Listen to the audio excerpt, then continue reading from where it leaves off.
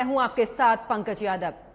क्या समाजवादी पार्टी के प्रमुख अखिलेश यादव अभी से ही 2024 लोकसभा चुनाव के लिए मुसलमानों और उसी के साथ में दूसरे समाज के शोषित वर्गों की गोलबंदी में लग गए हैं? ये सवाल सपा नेता स्वामी प्रसाद मौर्य के बयान के बाद से उठने लगा है। दरअसल समाजवादी पार्टी के महासचिव स्वामी प्रसाद मौर्य ने साधु संतों को लेकर विवादित बयान दे दिया है। मौर्य ने साधु संतों को आतंकवादी बताया है। इसके अलावा उनके कपड़ों पर भी सपा नेता ने बयान दिया है। दरअसल आपको बता दें कि यूपी के गाजीपुर में एक कार्यक्रम में शामिल होने आए समाजवादी पार्टी के प्रमुख स्वामी प्रसाद मौर्य ने जनता को संबोधित किया और इसी दौरान उन्होंने कहा कि देश में साधु संतों के वेश में आतंकी बोल रहे हैं, हम स्वामी का सिर कटा देंगे। साधु संत पर निशाना साधते हुए आगे मौर्य ने कहा कि कोई उनकी हत्या के लिए 51 करोड़ रुपए के इनाम की घोषणा की जा रही है, तो वहीं एसपी नेता ने गेरुआ वस्त्र पर भी विवादित बयान दिया है। उन्होंने कहा है कि गेरुआ वस्त्र पहनने वाले आतंकी चेहरे हैं। स्वामी प्रसाद मौर्य आए दिन हिंदू आस्था को ठेस पहुंचाने वाले बयान देते रहते हैं और एसपी प्रमुख अखिलेश यादव कुछ दिन शांत रहने के बाद फिर से पार्टी के नेताओं से बयान दिलवाते हैं कि ये स्वामी प्रसाद मौर्य का निजी बयान है और पार्टी का इससे कोई भी मतलब नहीं है। कुछ दिन शांत रहने के बाद सपा नेता स्वामी प्रसाद मौर्य फिर से हिंदू आस्था को ठेस पहुंचाने वाला बयान देते हैं और पार्टी की ओर से रटा रटाया वही बयान मीडिया के सामने भी बोल दिया जाता है। इतना होने के बावजूद स्वामी प्रसाद मौर्य के खिलाफ अखिलेश यादव अभी तक कोई भी कार्रवाई नहीं कर सके। सपा के राष्ट्रीय महासचिव स्वामी प्रसाद मौर्य एक बार फिर से सपा नेता इस दौरान अपने बयानों को लेकर चर्चा में आ गए हैं, क्योंकि एक बार फिर से समाजवादी पार्टी के नेता स्वामी प्रसाद मौर्य ने भगवा रंग को लेकर बयान दिया है और साथ ही उन्होंने साफ तौर पर कह दिया है कि साधु संतों को आतंकवादियों के साथ में उनकी तुलना कर दी है। स्वामी प्रसाद मौर्य पहली बार ऐसे बयान देते नजर नहीं आए। आपको बता दें कि इससे भी पहले उन्होंने कई ऐसे बयान दिए हैं जिनको लेकर वो अक्सर सुर्खियों में बने रहे। इससे पहले रामचरितमानस और उससे भी पहले राम जन्मभूमि को लेकर भी उन्होंने विवादित बयान दिए। इतना ही नहीं, स्वामी प्रसाद मौर्य की अगर बात की जाए पहले की, तो स्वामी प्रसाद मौर्य ने जय श्री राम के नारों को लेकर भी कई तरीके के बयान दिए। बावजूद उसके अभी भी समाजवादी पार्टी की तरफ से कोई भी कार्रवाई उन पर नहीं की जाती है। सवाल यह भी है कि जब जब स्वामी प्रसाद मौर्य बयान देते हैं तब तब उनके कद को समाजवादी पार्टी बढ़ा देती है। तो क्या यह कहा जाए कि अखिलेश यादव जो समाजवादी पार्टी के प्रमुख हैं वो इस तरीके के बयान दिलवाते हैं? क्योंकि देखा गया है हर 2-3 महीने में स्वामी प्रसाद मौर्य के ऐसे बयान जो खास करके हिंदू धर्म की आस्था को ठेस पहुंचाते हैं वो आते रहते हैं, लेकिन बावजूद उसके अभी तक भी उनके खिलाफ कोई कार्रवाई नहीं हुई है। तो क्या यह कहा जाए कि साल 2024 की अगर तैयारियों की बात की जाए तो क्या अब अमर्यादित शब्दों के साथ में और इस तरीके के बयानों के साथ में क्या साल 2024 की जो विसात है वो बिछाई जा रही है? क्या समाजवादी पार्टी की तरफ से ये तीखे प्रहार उनको जीत की ओर ले जाएंगे? क्योंकि जिस तरीके से स्वामी प्रसाद मौर्य के ये बिगड़े बोल सामने आ रहे हैं, इससे जनता पर क्या छवि जाएगी समाजवादी पार्टी की, इसके बारे में भी सोचना चाहिए। क्योंकि साधु संतों को लेकर विवादित बयान, साधु संतों को बताया है गेरुआ वस्त्र में आतंकवादी, इस तरीके की बयानबाजी कर रहे हैं स्वामी प्रसाद मौर्य। लेकिन सवाल यही है कि आखिरकार स्वामी प्रसाद मौर्य पर इस तरीके की कार्रवाई या किसी भी तरीके की कार्रवाई क्यों नहीं की जा रही है? क्यों हिंदुओं के आस्था के साथ में इस तरीके का खिलवाड़, क्यों इस तरीके की बयानबाजी? ऐसे तमाम सवाल खड़े होते हैं। जहां पर आपको बता दें कि एक बार फिर से गाजीपुर में स्वामी प्रसाद मौर्य ने बयान दिया, गेरुआ रंग को लेकर उन्होंने साफ तौर पर बयान दिया और साथ ही इस दौरान उन्होंने साधु संतों की तुलना आतंकवादी से कर दी, यानी कि आतंकवादी उनको करार दे दिया, उनके रंग को करार दे दिया।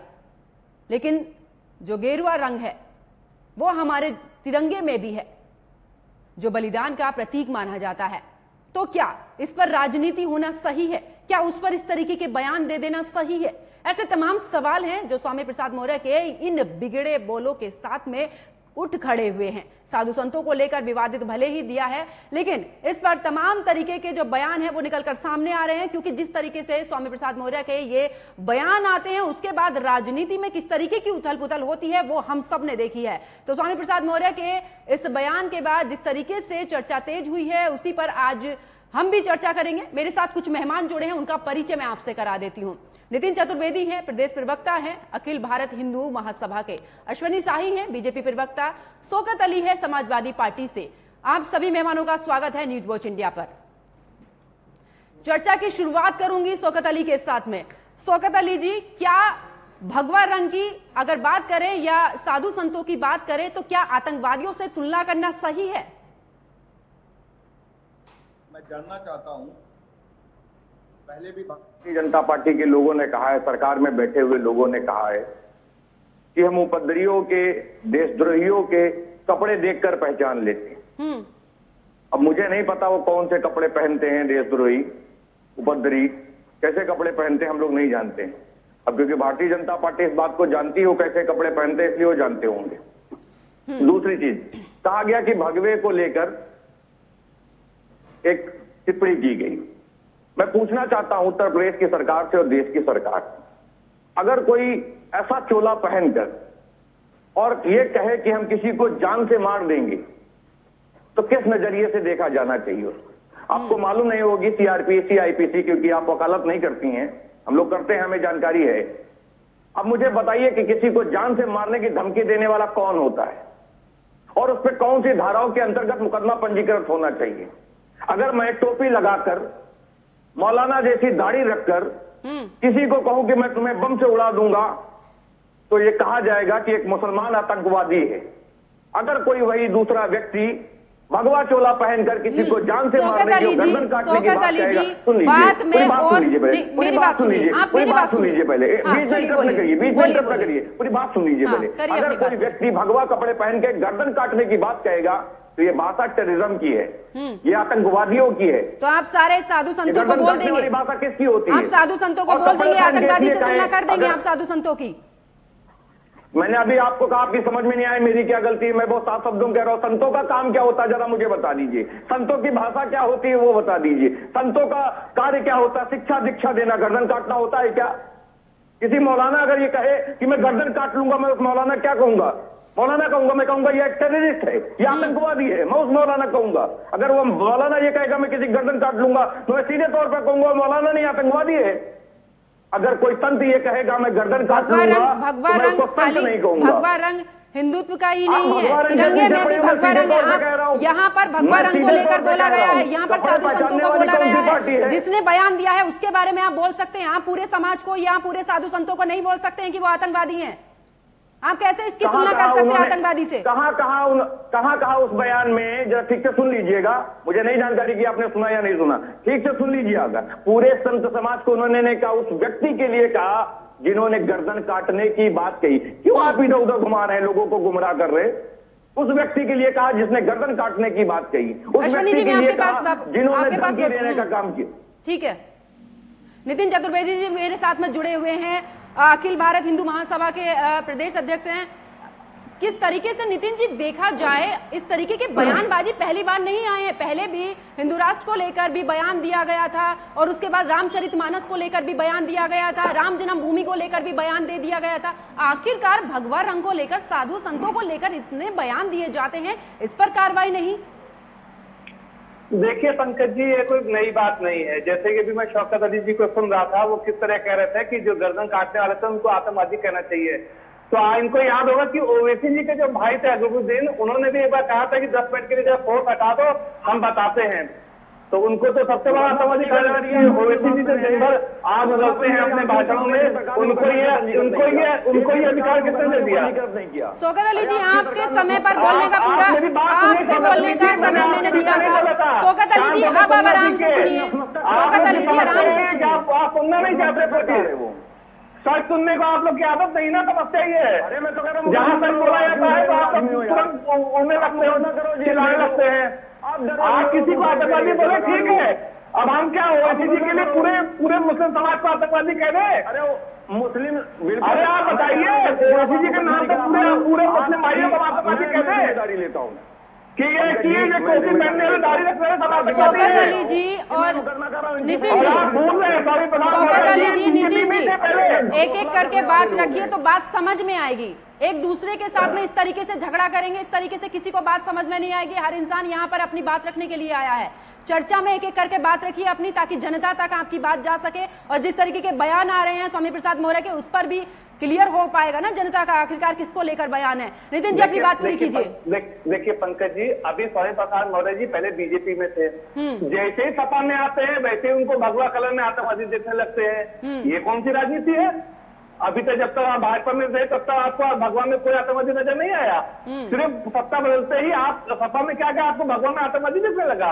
बिल्कुल है तो अगर हम ये बात माने तो ओवैसी जी के नाम पे हमें सारे मुस्लिम भाइयों को आतंकवादी कहना चाहिए, लेकिन ऐसा नहीं होता। हम हमेशा ये कहते हैं कि जो भी व्यक्ति हो, चाहे वो मुस्लिम हो या हिंदू हो, जो देश विद्रोह की बात करेगा वो देशद्रोही कहलाएगा। और स्वामी प्रसाद मौर्य जी आज पहली बार आपने खुद कहा, आज पहली बार नहीं, इससे पहले भी रामचरितमानस पर उन्होंने उठाई थी। हिंदू महासभा ने सड़क होकर के उनका विरोध किया और उनकी एफआईआर दर्ज कराई हरदर्शन थाने में। ये लोग वो हैं जो हिंदू राम सेवकों पर गोली चलवाते हैं।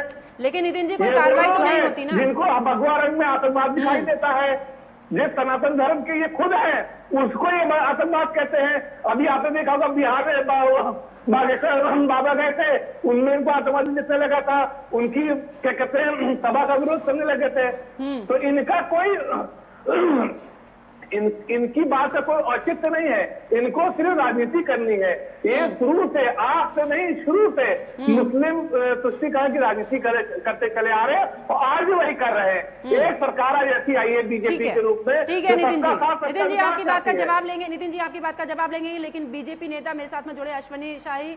अश्वनी जी, क्या लगता है आपको, क्योंकि लगातार इस तरीके के बयान जो हैं वो समाजवादी पार्टी में जब से ये माफ कीजिएगा स्वामी प्रसाद मौर्य पहुंचे हैं तब से हर 2-3 महीने में एक बयान सामने आ रहा है, और अब तो साधु संतों की तुलना कर रहे हैं आतंकवादी से। पंकज जी, बहुत अच्छा सवाल पूछा आपने, और आपने ऐसी चीज बोल दी कि हर 2-3 महीने पर इनके बयान आते हैं। इसका समझना चाहिए कि ये कहां से आ रहे हैं। रामचरितमानस पर बोला इन्होंने, उसी रामचरितमानस की एक पंक्ति है, बिन सत्संग विवेक न होऊं। तो किसी सत्संग जब तक नहीं होगा, अच्छे की संगति नहीं होगी, तो विवेक नहीं होता है। आज वो जिसकी संगति में है वो कुसंग उनके ऊपर भारी है, इसलिए हर 3 महीने पर उनके मुंह से बयान दिलवाया जाता है। रामचरितमानस पर बयान दिया इन्होंने, इनको राष्ट्रीय महासचिव बनाया गया। तब भगवा साधु संतों पर बयान दिया, तो अब हो सकता है राष्ट्रीय अध्यक्ष बना दिया जाए समाजवादी पार्टी के। ये देखने योग्य बात है। लेकिन पंकज जी, सोचनीय विषय ये है कि भगवा के पीछे, सनातन के पीछे, चाहे समाजवादी पार्टी हो या कांग्रेस हो, नाम किसने दिया भगवा आतंकवाद का? दिग्विजय सिंह ने। आज उसको आगे बढ़ा रही है समाजवादी पार्टी। इनको आतंक में जो है अब साधु और संत नजर आने लगे हैं, जबकि आतंकवादियों को छोड़ने के लिए हाईकोर्ट तक ये चले गए थे। आतंकवादी के मरने पर अश्वनी जी, आतंकवादी का तो कोई रंग ही नहीं होता जी। आतंकवादी का तो कोई रंग ही नहीं होता। नहीं होता, मैं वही बात कहने जा रहा हूँ पंकज जी। आतंकवादी के मरने पर डीजी बिजलाल जी के ऊपर मुकदमा लिखाया गया।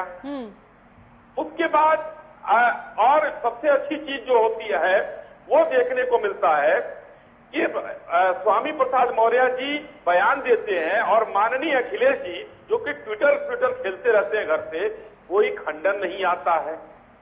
कोई अगर खंडन आता तो ये मान लिया जाता कि उनके व्यक्तिगत विचार हैं। अगर खंडन नहीं आया तो शौकत भाई का यहाँ पर जिस तरीके से आंदोलित होना, ये बताता है कि उन्होंने सेल्फ गोल किया है और पूरे सनातनियों के ऊपर अटैक किया गया है जानबूझकर। ये दोहरा चरित्र है समाजवादी पार्टी का, क्योंकि शौकत भाई ने माना अभी कि जो लोग जो गला काटने की बात करते हैं आतंकवादी हैं, और वो मानता हूं, चलिए मैं आपकी बात से सहमत हूं। तो क्या अजमेर के जिसने ख्वाजा चिश्ती ने नूपुर शर्मा का गला काटने की बात की थी, आप लोगों ने उसका खंडन किया? नहीं किया। नहीं। क्या जो एक मौलाना जो है बरेली के या कहा के, उन्होंने कहा था कि जो है सर काटा जाए, आपने खंडन किया? नहीं किया। तो इस तरीके की बातें माननीय अखिलेश जी की पार्टी में बनारस में पंकज जी साधु संतों को लाठी से पिटवाया गया था, उसकी सरकार की। अयोध्या में गोली चलने वाला तो कांड सबने देखा ही था। तो ये सनातन के खिलाफ है, तुष्टीकरण की राजनीति करते हैं और भारतीय जनता पार्टी संतुष्टीकरण की राजनीति करती है। इसलिए सबका साथ, सबका विकास और सबका विश्वास का नारा देती है। ठीक है अश्विनी जी। शौकत अली जी, जब तक स्वामी प्रसाद मौर्य बीजेपी में रहे तब तक तो उनकी तरफ से बयान नहीं आए। समाजवादी पार्टी में आते ही उनके रामचरितमानस पर जय श्री राम बोलने पर और इसी के साथ रामचरितमानस में भी इतनी सारी चीजें निकलकर सामने आई है, जिसमें हर 2-3 महीने में, क्योंकि सवाल यही है, हर 2-3 महीने में उनके बयान सामने आ रहे हैं। क्या राजनीति है ये? क्या 2024 का एजेंडा जो है समाजवादी पार्टी की तरफ से इस तरीके से रखा जाएगा? देखिए पंकज जी, मैं एक एक करके सारे सवालों के जवाब दे दूंगा, बीच में इंटरप्ट मत। पहली चीज, आप बार बार एक चीज दोहरा रही हैं कि सारे समाज को आतंकवादी कहा गया। मैं फिर इसको क्लियर कर दे रहा हूं, एक व्यक्ति को कहा गया, पूरे संत समाज को नहीं कहा गया। दोबारा फिर सुन लीजिएगा इसको, अगर कहीं मैं गलत हूं तो। साथी ने मेरे सुन लीजिए, आपको बीच में इंटर सुन लीजिएगा आराम से। ठीक है। दूसरे साथी ने कहा कि ओवैसी ने बयान दिया था, आप लोगों ने क्यों विरोध नहीं किया? देश में सरकार आपकी है, प्रदेश में सरकार आपकी है, इसी उत्तर प्रदेश की सरजमी पे आके ओवैसी ने कहा कि आप पुलिस हटा लो, हम ये कर देंगे। भाई एक बात बताइए, आपको मुकदमा करते हुए वैसे डर लग रहा है? रिश्तेदारी है कोई आपसे? अरे आप खुद ही उससे बयान दिला दो, मुकदमा नहीं कर रहे हो, सीधे तौर पे क्लियर हो गया कि आपका आदमी आपका एजेंडा तय करवा रहा है उससे। आप उसके बयानों से हिंदू मुस्लिम पोलराइजेशन करके खेल रहे हो। तीसरी चीज, हमारे एक साथी ने कहा कि आतंकवादियों के समर्थक। मैं पूछना चाहता हूं, जम्मू और कश्मीर में एक पार्टी से आपका गठबंधन था, वो पार्टी किसके समर्थन में, किसका पैरोकारी कर रही थी? एक टेररिस्ट की पैरोकारी करने वाली पार्टी के साथ आपका गठबंधन था। ठीक है, एकदम साफ है, पूरे उसमें कुछ छुपा हुआ नहीं। चौथी चीज, इन्होंने कहा कि तमाम मौलानाओं ने ऐसा कहा, नुपुर शर्मा को वैसा कहा, आपने खंडन क्यों नहीं किया? मैं मौलाना हूं, मैं मौलानाओं का रिश्तेदार हूं। अरे आप जिसने कहा उसके खिलाफ मुकदमा कर दो, करते हो? राजनीतिक दल है, राजनीतिक दल है और विरोधी दल है हमारे, आपको खंडन करना चाहिए इस बात का। अगर खंडन नहीं कर रहे तो अरे सुन लो, आप तो गुस्सा आ गए, अभी सच बोला नहीं आप। नितिन जी, अश्विनी जी सुन लीजिए, बात पूरी होने दीजिए। नितिन जी बात पूरी होने दीजिए, मैं आप ही के पास आऊंगी। हाँ पंकज जी, जिम्मेदारी क्या होती जो सरकार में बैठा है? अगर कोई गलत बयानबाजी करेगा, उत्तर प्रदेश का माहौल खराब करेगा, तो मुझे जेल भेजने का काम करेंगे, ये उत्तर प्रदेश की सरकार की जिम्मेदारी होती। दूसरी बात, इन्होंने कही कि राम भक्तों पर इन्होंने गोलियां चलाई। मैं आज इसको बहुत क्लियर कर देना चाहता हूँ, मैं चैलेंज के साथ कह रहा हूँ, बहुत जिम्मेदारी के साथ कह रहा हूँ, समाजवादी पार्टी के कार्यकर्ता की हैसियत से कह रहा हूँ, यदि मैं सत्ता में हूँ और किसी मुसलमान की माँ ने दूध पिलाया हो, वो किसी मंदिर की तरफ जाके देखे, हम उस पर गोली चलाने का काम करेंगे। मैं हिंदुओं की बात नहीं कर रहा हूं, मैं मुसलमानों की बात, जो गलती उन्होंने की अगर मुसलमान करेगा तो उस पर भी वही हाल होगा। अगर प्रदेश का माहौल खराब करने का काम करेगा तो गोली उस पर भी चल जाएगी, जान उसकी भी जाएगी।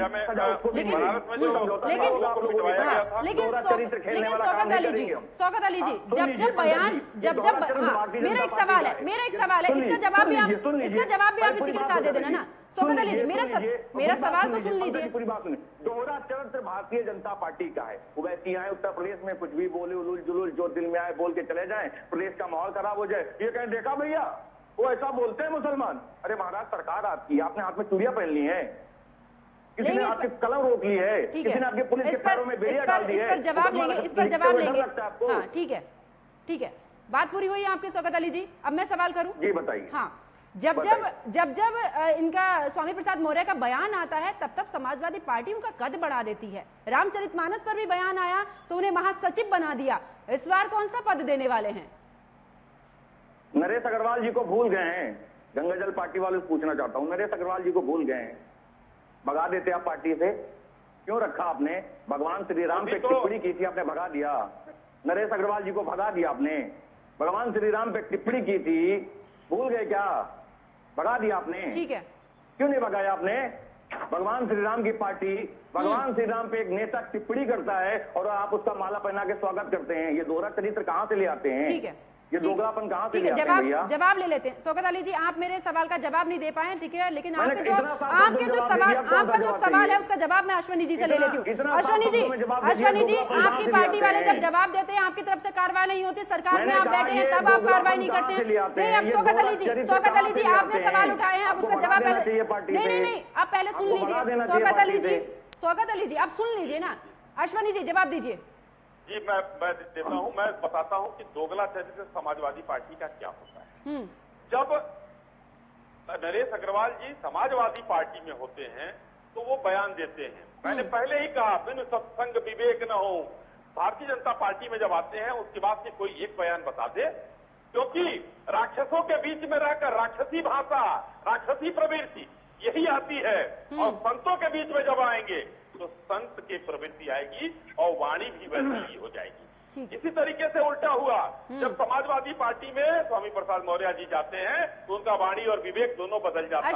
अश्वनी जी, कार्रवाई क्या इसके खिलाफ? उनके ऊपर पिछला मुकदमा चल रहा है, गणेश लक्ष्मी जी के अपमान का मुकदमा चल रहा है, और न्यायिक प्रक्रिया है, उसमें हमको कुछ नहीं बोलना है। अब जो बयान दिया है स्वामी प्रसाद मौर्य ने, अब जो बयान दिया है इस बयान पर भी कार्रवाई सुनिश्चित की जाएगी। और पक्की बात है, आप लोगों ने इस मुद्दे को प्रमुखता से उठाया है, इसलिए शासन प्रशासन जरूर इसको प्रमुखता से लेगा और मुकदमे स्वागत अली जी, आपके सवालों का जवाब मिला, कार्रवाई होगी, फिर से इस पर चर्चा करेंगे, जरूर मैं आपको बुलाऊंगी। नितिन जी, स्वागत अली जी, मैं आपके पास वापस लौटूंगी, नितिन जी से भी जवाब ले लेती हूँ। नितिन जी कहते हैं कि राजनीति में साधु संतों की एंट्री नहीं होनी चाहिए, लेकिन आपको नहीं लगता है कि कोई भी ऐसा अब चुनाव नहीं बचा है जहां पर साधु संतों की एंट्री ना होती हो, जहां पर इनको लेकर ये मुद्दे ना बनते हैं? पंकज जी, मुझे एक बात बता दीजिए, इस पूरे देश में इतने मुख्यमंत्री हैं, लेकिन योगी जी से ज्यादा किसी की लोकप्रियता है? आप पहली बात बताइए।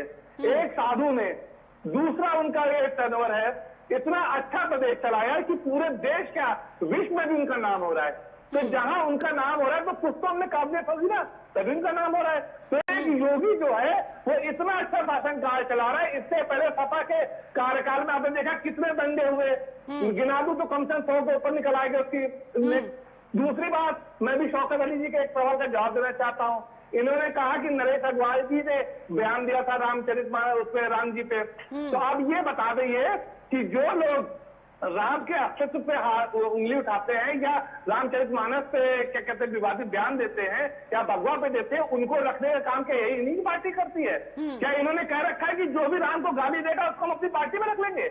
तो इसका मतलब तो ये होगा कि जो सपा की पार्टी है वो पूरी सनातन विरोधी है ना? तो फिर अखिलेश यादव जी क्यों मंदिर जाते हैं? जब चुनाव आते तो मंदिर क्यों चले जाते? वो तो सनातन विरोधी होना चाहिए, तो उनको नहीं जाना चाहिए। इसका जवाब आप शौकत अली से जरूर ले लीजिएगा।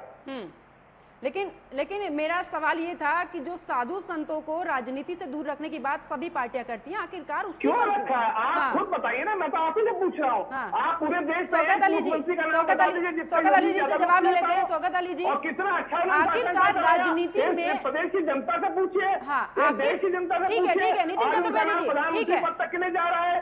ठीक है तो ऐसा योगी तो हमको चाहिए जो एक सरकार चला रहा है। आज हिंदू क्या मुसलमान तक उनकी तारीफ करते हैं। आप कितने मुसलमानों, हजारों मुसलमानों को मैं बता दूं जो योगी जी के कार्य से बड़े प्रभावित हैं और उनकी तारीफ करते हैं कि ऐसा मुख्यमंत्री होना चाहिए प्रदेश में।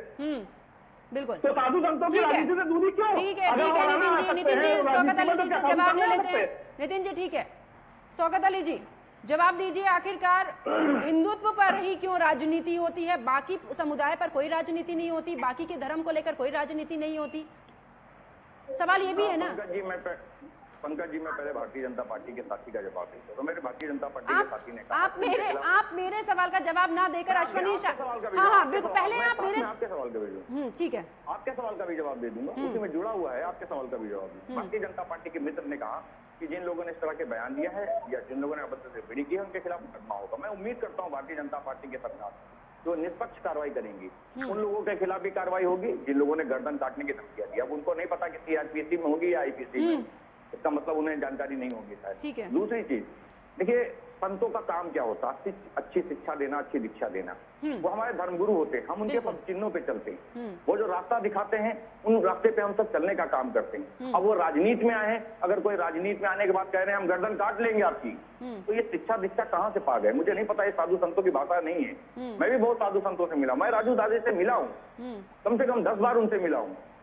ये भाषा उनके पास अचानक कहां से आ गई? या भारतीय जनता पार्टी की सरकार आ गई, भारतीय जनता पार्टी सरकार उनसे ये कहलवा रही है, कैसे कहलवा रही मुझे नहीं जानकारी। वो बहुत अच्छे व्यक्ति हैं, मैं उनको भलीभांति जानता हूँ, तमाम और महंतों को भी जानता हूँ, तमाम लोगों से मिला हूँ। इस तरह की भाषा साधु संतों की नहीं होती। साधु संत राजनीति में आ सकते हैं, उनकी राजनीति में आने से अच्छा माहौल होगा। मैं ये विश्वास करता हूँ कि साधु संत राजनीति में आएंगे तो प्रदेश उन्नति की ओर बढ़ेगा, अच्छी शिक्षा और दीक्षा मिलेगी। लेकिन दुर्भाग्य कि ऐसे साधु संत आ गए जो गर्दन काटने की बात करते हैं, इनाम देने की बात करते हैं। इन साधु संतों के देश में कोई और ये इस तरीके के बयान दे रहे हैं, आपका ये कहना है?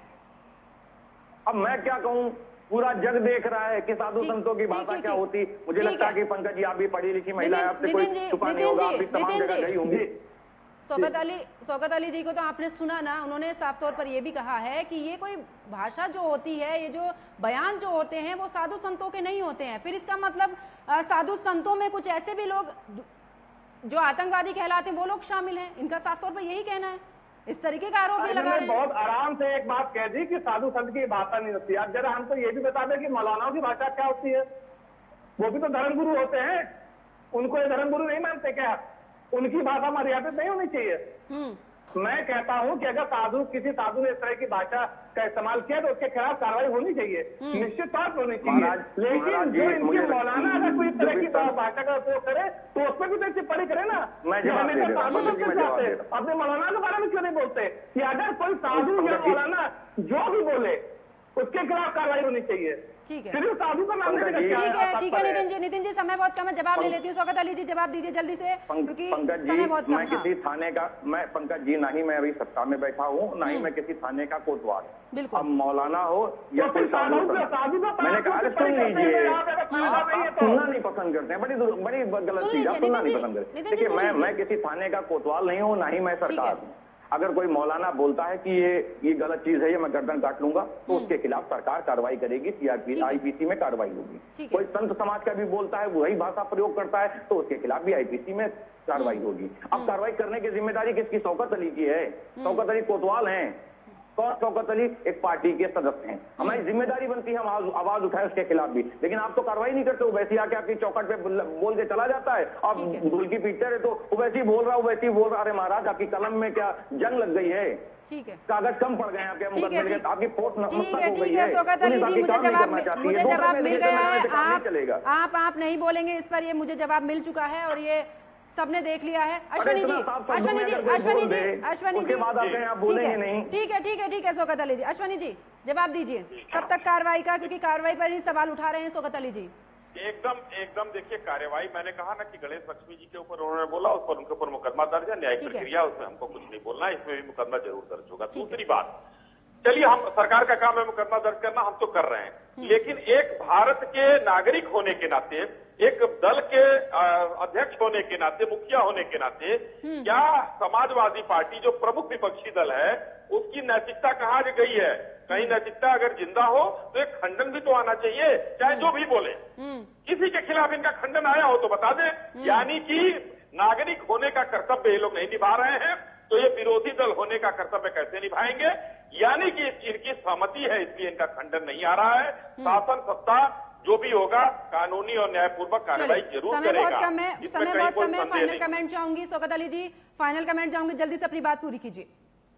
मैं फिर पंकज जी एक बात को क्लियर कर देना चाहता हूं कि स्वामी प्रसाद मौर्य जी ने पूरे संत समाज को नहीं कहा, उन्होंने उस व्यक्ति के लिए कहा जो भगवा चोला पहनकर गर्दन काटने की बात कर रहा है। इस बात को बहुत स्पष्ट तौर पे कह रहा हूं, जिसको सुनना हो 10 बार उस वीडियो को सुन ले, 10 बार उस वीडियो को सुन ले। संत समाज इस बात को जोड़ा ना जाए कि पूरे संत समाज को कहा गया ये भ्रम न फैलाया जाए। हर समुदाय का अपना प्रतीक है, तिरंगे में मैंने फिर कहा कि यदि कोई मौलाना टोपी पहन के जाएगा तो पहचान उसकी मौलाना के रूप में हो जाएगी, चाहे वो किसी धर्म का हो। रंग को लेकर जिस तरीके से बोला है स्वामी प्रसाद मौर्य ने, शौकत अली जी, वो तो तिरंगे में भी है, वो तो बलिदान का प्रतीक है। उन्होंने तो महिलाओं पे भी कहा कि महिलाओं को पढ़ने से वंचित रखा गया, किस समाज ने रखा था इस देश में? अंग्रेजों का शासक आया, समय जल्दी से अपनी बात बिल्कुल शौकत अली जी, फाइनल कमेंट आपसे चाहूंगी स्वामी प्रसाद मौर्य के बयान पर, जल्दी से 30 सेकंड में अपना फाइनल कमेंट दीजिए। मुझसे पूछा पंकज जी ने? जी बस, हाँ आपसे फाइनल कमेंट चाहूंगी मैंने कहा पूरे मामले पर। पहली चीज पंकज जी, पहली चीज पूरे संत समाज को स्वामी प्रसाद मौर्य जी ने नहीं कहा। दूसरी चीज, उन्होंने जो स्थिति है आज भारतीय जनता पार्टी की सरकार की, उसको उजागर करने का काम किया। अगर वो गलत मानते हैं तो मुझे कोई दिक्कत नहीं, सरकार को आईना दिखाने का काम किया। कोई उनको लगता है कि हमें आईना नहीं देखना तो कोई दिक्कत नहीं, ठीक है। हमारा काम है सच बताना, सरकार को आईना दिखाना, हम दिखाने का काम करेंगे। ठीक अब है, सरकार अहंकार में डूबी हो, कहेगी हम बार बार तो सत्ता में आ रहे, जनता में आशीर्वाद दे रही। साल 2024 का आईना आप अभी से दिखाना शुरू कर दिए। ठीक है नितिन जी, फाइनल कमेंट आपसे चाहूंगी इस पूरी चर्चा पर। बस पंकज जी, मैं तो इतना कहना चाहता हूं कि शौकत अली जी कह रहे हैं बार बार कि जो साधु संत ने कहा है उसके ऊपर सरकार कार्रवाई करे। एकदम सच बात है, मैं भी इस बात को मानता हूं, सरकार कार्रवाई करनी चाहिए। लेकिन सरकार कार्रवाई करे, आपकी पार्टी और कार्यकर्ता पे क्या कार्रवाई करेगी ये बता दे। बिल्कुल, आपकी पार्टी में तो कोई कार्रवाई करेंगे अगर आपकी पार्टी में कोई कार्यकर्ता वो उनके बयान को गलत ही नहीं मान रहे ना नितिन जी, वो उनके बयान को गलत नहीं मान रहे। ये तो बताइए, आप उनको सपोर्ट करते हैं कि सपोर्ट नहीं करते, कम से ये तो बताइए। ठीक है। अश्वनी शाह जी, फाइनल कमेंट आपसे। अश्वनी जी की आवाज नहीं आ रही है। अश्वनी जी की आवाज। पडरौना की जनता ने उनको वहां से नकार दिया था। समाजवादी पार्टी की अनुकंपा से वो एमएलसी हैं, इसलिए समाजवादी पार्टी जो कहेगी वो बोलेंगे और वही वो कर रहे हैं। ठीक है। आप तीनों मेहमान चर्चा में मेरे साथ जुड़े, आप तीनों का बहुत बहुत शुक्रिया। तो देखिए, जिस तरीके से स्वामी प्रसाद मौर्य हमेशा से ही अपने बयानों को लेकर चर्चा में रहते हैं, एक बार फिर से गाजीपुर में स्वामी प्रसाद मौर्य ने बयान दिया है कि साधु संतों को लेकर इस दौरान बयान दिया कि भगवा रंग में आतंकवादी हैं जो सर काटने की या जुबान काटने जैसे जो बयान है वो देते हैं। लेकिन जिस तरीके से स्वामी प्रसाद मौर्य ने बयान दिया था, उससे पहले भी उनके कई ऐसे बयान रहे हैं जिस पर राजनीति पूरे चरम पर रही है, चाहे वो रामचरितमानस को लेकर बयान हो, जय श्री राम के नारे को लेकर बयान हो, या फिर हिंदू राष्ट्र बनाने को लेकर बयान हो। हमेशा से ही सुर्खियों में रहे हैं स्वामी प्रसाद मौर्य, और एक बार फिर से स्वामी प्रसाद मौर्य ने इस तरीके का बयान दिया है जिस पर अब राजनीति तेज हो चुकी है। तो क्या अब इसको यह समझा जाए कि समाजवादी पार्टी ने अपने इन तीखे बयानों की शुरुआत जो है वो साल 2024 में होने वाले लोकसभा चुनाव की शुरुआत कर दी है। अब देखने वाली बात तो ये होगी कि आगे की इस पर क्या कुछ राजनीति होती है और किस किस के बयान अब निकलकर इस पूरे मुद्दे पर सामने आते हैं। फिलहाल मेरे साथ इतना ही। आप देखते रहिए न्यूज़ वॉच इंडिया। नमस्कार।